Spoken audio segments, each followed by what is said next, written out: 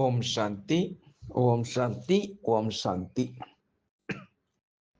நாம் தினமும் சரி ஒரு கேள்வி கேட்டு அதுக்கு டெக்ஸ்ட் மூலமாக போடுவது உண்டு. தொடர்ச்சியாக போன வாரத்திலிருந்து நம்ம போட்டு கொண்டு வருகின்றோம். அந்த வகையில இன்றைக்கு நாம் கேள்வி கேட்பது என்னவென்றால், ஞானம், பக்தி, வைராக்கியம். இதை பத்தி பாபா சாகாரவாணியில சொல்லியிருக்கின்றார். ஞானம், பக்தி, வைராக்கியத்தை ஒரு தலைப்பாக எடுத்து நீங்க டிஸ்கஸ் செய்யுங்க. ஒரு பெரிய தலைப்பை வச்சு நீங்க மக்களுக்கு புரிய வைங்க அப்படின்ற பாபா நமக்கு ஹோம்வொர்க் கொடுத்துருக்காங்க. இது பார்க்கறதுக்கு ஈஸியா இருக்கும், ஆனா ரொம்ப டஃப். ஞானம் என்பது, பக்தி என்பது, வைராக்கியம் என்பது அவ்வளோ உள்ளுக்குள்ள அப்படியே கொழுந்து விட்டு எரியணும் ஆக்சுவலி அதெல்லாம். அப்பதான் அது நம்ம அடைய முடியும். நான் ஒரு சுருக்கமா அப்படியே ஃபுல்லா நம்ம வாணி எல்லாம் படிச்சதுனால நம்ம ஈஸியா நம்ம சொல்லலாம். நம்ம இப்ப ரீசெண்டா கூட சாகார வாணியில சொல்லியிருக்கின்றார் பாபா. எப்படின்னா, நம்ம உயர்ந்ததுல உயர்ந்த அந்த இடம் எப்படின்னா பரந்தாமம். பரந்தாமத்திலிருந்து அப்படியே பாருங்க, எல்லாமே சின்னதா இருக்கு. எல்லாமே உயர்ந்ததுல உயர்ந்த இடம் பரந்தாமம். இன்னொரு விஷயம் சொல்லியிருப்பார். சத்தியுகம், திரேதாயுகம், துவாபரயுகம், கலியுகம், சங்கமுகம். அந்த கடிகாரத்துல முள்ளு எங்கன்னா டாப்ல இருக்கும் மேல. இந்த 2 இடம் ரொம்ப உயர்ந்ததுல உயர்ந்தது. இப்போ நம்ம பரந்தாமத்திலிருந்து அப்படியே பாருங்க. அப்படியே ஒரு காட்சியா பாருங்க. அப்படியே சத்தியுகம், திரேதாயுகம். அப்படியே இந்த பக்கம் வாங்க. துவாபரயுகம், கலியுகம், சங்கமுகம் 100 வருஷம் சொல்றாங்க. அப்படியே பார்க்கும் மசூல் எவ்வளவு ஹையஸ்டா இருக்குது பாருங்க. அப்படியே இதுதான் பாபா முதல் இடைக்கடை அந்த ஞானத்தை நமக்கு எங்க சொல்றாரு? சங்கமுகத்துல ஹையஸ்ட்னு அந்த இடத்துல நமக்கு சொல்றாரு. அப்படியே பாருங்க. முதல் இடைக்கடை ஞானம். முதல் என்பது என்ன? நாம எங்க இருந்தோம், எப்படி ஆகிவிட்டோம் அப்படின்ற அந்த ஒரு ஞானத்தை அப்படியே அனுபவம் செய்யுங்க. அப்படியே அழகா இருக்குதுல்ல அந்த காட்சி. இப்போ அந்த சத்தியுகம், திரேதாயுகம் நம்ம எமர்ஜி செய்து விட்டோம். இப்ப அப்படியே கீழே வாங்க. துவாபரயுகம், கலியுகம். பக்தியை நம்ம செய்திருக்கின்றோம், கடவுளுக்கு தேடி இருக்கின்றோம். ஆனா சத்தியுகம், திரேதாயுகத்துல கடவுளை தேட கிடையாது. காரணம், அங்க தேவி தேவர்கள் அங்க அவர்கள் ஒரு தெய்வமாக வாழ்ந்திருந்திருக்கின்றார்கள். ஒவ்வொரு வீட்டிலும் ஆத்ம தீபம் ஏற்றப்பட்டிருக்கும். 150 வருடம் சதா காலமும் அவங்க அழகாக இருப்பாங்க. மரணம் என்பது கிடையாது. ஆனா துவாபரயுகம், கலியுகத்துல இது போல மரணங்கள், இயற்கை சீற்றங்கள், யுகத்தினுடைய மாற்றம் நடைபெறுவதற்கு காரணனால் எல்லாமே துக்கம். கடவுளை தேட ஆரம்பிக்கின்றார்கள், பக்தி ஆரம்பிக்கின்றார்கள். ஓகேவா?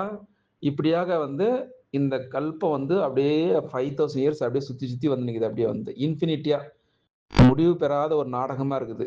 இப்போ சங்கமுகத்துல சிவபாபா, பிரம்மா பாபா உடல்ல இந்த ஞானத்தை சொல்றாரு.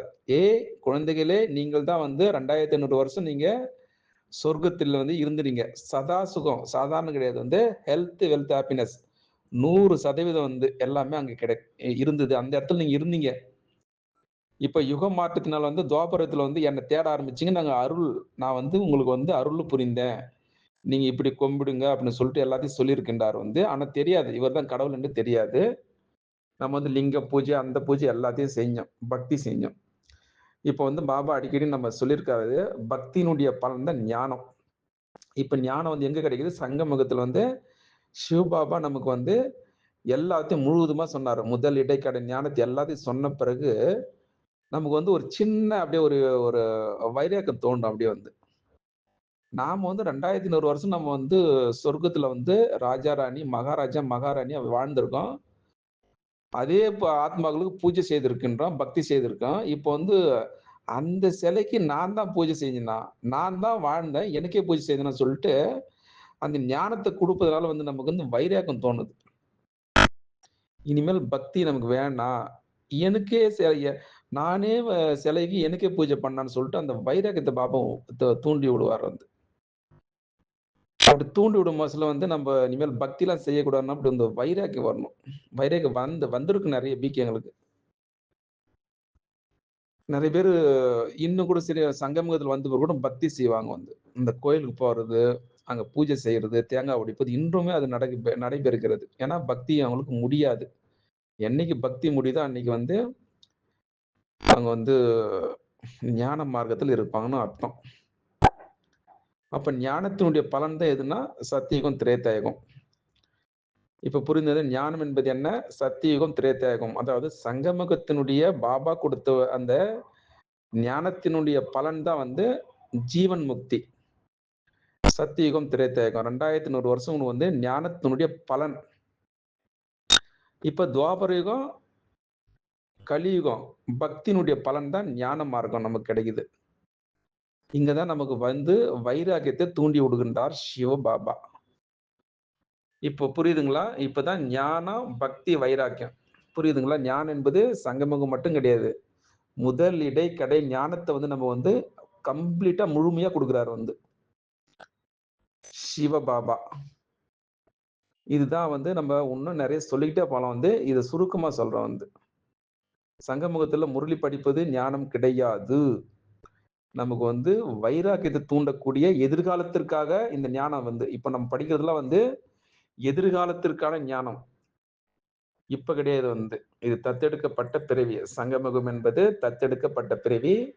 இந்த சங்கமுகத்துல வந்து வைராக்கியத்தை நமக்கு தூண்டி விடுறார். அதாவது எல்லைக்குட்பட்ட வைராக்கியம், எல்லைக்கு அப்பாற்பட்ட வைராக்கியம், சுடுகாடு வைராக்கியம் சொல்லுவாங்க. அது மயான வைராக்கியம் சொல்லுவாங்க. நம்ம வீட்டுல யாராவது இறந்து போயிட்டாருன்னா மயானத்துக்கு போனா ஒரு 1/2 hour 1 hour இருக்கும் அங்க வந்து அந்த பாடியை வந்து டெபாசிட் பண்றது கீழே மண்ணுல. அப்போ நமக்கும் இப்படித்தான் ஆகுமா அப்படின்னு சொல்லிட்டு ஒரு ஒரு 1/2 hour ஒரு வைராக்கியம் தோணும். எனக்கு இனிமேலாம் எது வேண்டாம், சொத்து சேர்த்து வைக்க வேண்டாம் அப்படி வைராக்கியம் வரும். திரும்பி வீட்டுக்கு வந்துட்ட பிறகு திரும்பி வந்து வீட்டுக்கு வாங்கணும், கார் வாங்கணும் அப்படின்னு சொல்லிட்டு அந்த ஒரு சுடுகாட்டு வைராக்கியம் வரும். மயான வைராக்கியம் சொல்லுவாங்க வந்து. இது கூட பாபா வந்து பர்மனண்டா கிடையாது. அதாவது எல்லைக்கு அப்பாற்ற பேகத் வைராக்கியம் சொல்லுவார் வந்து. எல்லைக்கு அப்பாற்பட்டது. சின்ன சின்ன விஷயம் சண்டை போடுறது கிடையாது. சின்ன சின்ன குரூப்ல சண்டை போடுறதால எதுவுமே அவங்களுக்கு போட மாட்டாங்க. எல்லைக்கு அப்பாற்பட்ட வைராக்கியம். நான் வந்து சொர்க்கத்துல லட்சுமி நாராயணா இருந்தேன். அதுக்கு நான் வந்து எய்ம் அண்ட் ஆப்ஜெக்ட் லட்சியம் லட்சணமா ஆகணும் அப்படின்னு சொல்லிட்டு எல்லாத்தையும் சரி எல்லைக்கு அப்பாற்பட்ட வைராக்கியம். இது போல பாபா நமக்கு நிறைய தெளிவான ஞானத்தை சொல்லி சொல்லி சொல்லி சொல்லி நம்ம வைராக்கியத்தை எல்லைக்கு அப்பாற்பட்ட வைராக்கியம் அதை தூண்டி விடுகின்றார். இதுதான் வந்து ஞானம், பக்தி, வைராக்கியம். அச்சா. ஓம் சாந்தி, ஓம் சாந்தி, ஓம் சாந்தி, ஓம் சாந்தி. நாம் தினமும் சரி ஒரு கேள்வி கேட்டு அதுக்கு வந்து டெக்ஸ்ட் மூலமாக போடுவது உண்டு. தொடர்ச்சியாக போன வாரத்திலிருந்து நம்ம போட்டு கொண்டு வருகின்றோம். அந்த வகையில இன்றைக்கு நாம் கேள்வி கேட்பது என்னவென்றால் ஞானம், பக்தி, வைராக்கியம். இத பத்தி பாபா சாகாரவாணியில சொல்லியிருக்கின்றார். ஞானம், பக்தி, வைராக்கியத்தை ஒரு தலைப்பாக எடுத்து நீங்க வந்து டிஸ்கஸ் செய்யுங்க. ஒரு பெரிய தலைப்பை வச்சு நீங்க வந்து மக்களுக்கு புரிய வைங்க அப்படின்ற பாபா நமக்கு வந்து ஹோம்வொர்க் கொடுத்திருக்காங்க. இது பார்க்கறதுக்கு ஈஸியா இருக்கும். ஆனா ரொம்ப டஃப். ஞானம் என்பது, பக்தி என்பது, வைராக்கியம் என்பது அவ்வளோ உள்ளுக்குள்ள அப்படியே கொழுந்து விட்டு எரியணும் ஆக்சுவலி அதெல்லாம். அப்பதான் அது நம்ம வந்து அடைய முடியும். நான் ஒரு சுருக்கமா அப்படியே ஃபுல்லா நம்ம வாணி எல்லாம் படிச்சதுனால நம்ம ஈஸியா நம்ம வந்து சொல்லலாம். நம்ம வந்து இப்ப ரீசெண்டா கூட சாகார வாணியில சொல்லியிருக்கின்றார் பாபா. எப்படின்னா, நம்ம உயர்ந்ததுல உயர்ந்த அந்த இடம் வந்து எப்படின்னா பரந்தாமம். பரந்தாமத்திலிருந்து அப்படியே பாருங்க எல்லாமே சின்னதா இருக்கு எல்லாமே வந்து. உயர்ந்ததுல உயர்ந்த இடம் வந்து பரந்தாமம். இன்னொரு விஷயம் சொல்லியிருப்பார் வந்து சத்தியுகம், திரேதாயுகம், துவாபரயுகம், கலியுகம், சங்கமுகம். அந்த கடிகாரத்துல வந்து முள்ளு வந்து எங்கன்னா டாப்ல இருக்கும் வந்து மேல. இந்த 2 இடம் ரொம்ப உயர்ந்ததுல உயர்ந்தது. இப்போ வந்து நம்ம பரந்தாமத்துல இருந்து அப்படியே பாருங்க. அப்படியே வந்து ஒரு ஒரு காட்சியா பாருங்க. அப்படியே வந்து சத்தியுகம், திரேதாயுகம். அப்படியே இந்த பக்கம் வாங்க. துவாபரயுகம், கலியுகம். சங்கமுகம் வந்து 100 வருஷம் சொல்றாங்க வந்து. அப்படியே பார்க்கும் போது எவ்வளவு ஹையஸ்டா இருக்குது பாருங்க அப்படியே வந்து. இதுதான் பாபா வந்து முதல் இடைக்கடை. அந்த ஞானத்த வந்து நமக்கு எங்க சொல்றாரு? சங்கமத்துல வந்து ஹையஸ்ட்ன்னு அந்த இடத்துல வந்து நமக்கு சொல்றாரு. அப்படியே பாருங்க. முதல் இடைக்கடை ஞானம். முதல் என்பது என்ன? நாம வந்து எங்க இருந்தோம்? எப்படி ஆகிவிட்டோம்? அப்படின்ற அந்த ஒரு ஞானத்த அப்படியே அனுபவம் செய்யுங்க அப்படியே வந்து. அழகா இருக்குதுல்ல அந்த காட்சி. இப்போ வந்து அந்த சத்தியுகம், திரேதாயுகம் நம்ம எமர்ஜ் செய்து விட்டோம். இப்ப அப்படியே கீழ வாங்க. துவாபர யுகம், கலியுகம். பக்தியை நம்ம வந்து செய்திருக்கின்றோம். கடவுளை தேடி இருக்கின்றோம். ஆனா சத்தியுகம், திரேதாயுகத்துல வந்து கடவுள தேட கிடையாது. காரணம் அங்க தேவி தேவர்கள் வந்து அங்க வந்து அவர்கள் ஒரு தெய்வமாக வாழ்ந்திருந்திருக்கின்றார்கள். ஒவ்வொரு வீட்லயும் வந்து ஆத்ம தீபம் ஏற்றப்பட்டிருக்கும். 150 வருடம் வந்து சதா காலமும் வந்து அவங்க அழகாக இருப்பாங்க வந்து. மரணம் என்பது கிடையாது. ஆனா துவாபர யுகம், கலியுகத்துல வந்து இது போல மரணங்கள், இயற்கை சீற்றங்கள், யுகத்தினுடைய மாற்றம் நடைபெறுவதற்கு காரணனால் வந்து எல்லாமே துக்கம். கடவுளை தேட ஆரம்பிக்கின்றார்கள். பக்தி ஆரம்பிக்கின்றார்கள். ஓகேவா? இப்படியாக வந்து இந்த கல்பம் வந்து அப்படியே 5000 இயர்ஸ் அப்படியே சுத்தி சுத்தி வந்து நிக்குது அப்படியே வந்து. இன்ஃபினிட்டியா முடிவு பெறாத ஒரு நாடகமா இருக்குது. இப்போ வந்து சங்கமுகத்துல வந்து சிவபாபா, பிரம்மா பாபா உடல்ல வந்து இந்த ஞானத்த சொல்றாரு.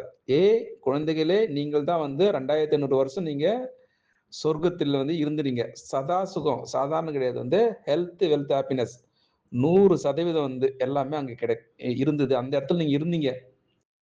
இப்ப யுகம் மாற்றத்தினால வந்து துவாபரத்துல வந்து என்ன தேட ஆரம்பிச்சீங்க.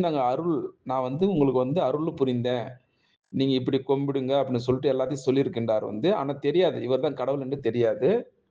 நம்ம வந்து லிங்க பூஜை, அந்த பூஜை எல்லாத்தையும் செஞ்சோம். பக்தி செஞ்சோம். இப்ப வந்து பாபா அடிக்கடி நம்ம சொல்லியிருக்காரு. பக்தியினுடைய